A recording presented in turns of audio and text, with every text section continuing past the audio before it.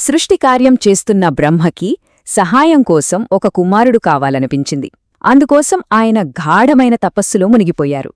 అప్పుడేం జరిగిందంటే, హఠాత్తుగా ఆయన ఒడిలో నీలిరంగు చర్మంతో ఒక తేజోవంతమైన బాలుడు ప్రత్యక్షమయ్యాడు. కాని ఆశ్చర్యం, ఆ బాలుడు ఆగకుండా ఏడుస్తూనే ఉన్నాడు. ఆ బాలుడి ఏడుపును చూసి బ్రహ్మదేవుడు అతనికి ఒక పేరు పెట్టారు. అదే రుద్ర. సంస్కృతంలో రుద్ర అంటే ఏడ్చేవాడు లేదా గర్జించేవాడు అని అర్థం.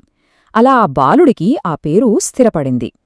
ఆసక్తికరమైన విషయమేంటంటే, ఈ రుద్రనామమే ఆ తరువాత శివుడికి అత్యంత పురాతనమైన ప్రసిద్ధమైన పేర్లల్లో ఒకటిగా నిలిచిపోయింది. అంటే విష్ణుపురాణం చెప్పే ఈ కథను బట్టి చూస్తే, శివుడు సృష్టికర్తైన బ్రహ్మదేవుడి సంకల్పం మరియు ఆయన ధ్యానం నుంచి పుట్టిన కుమారుడన్మాట. ఇది ఈ రహస్యంపై ఉన్న మొదటి దృక్కోణం.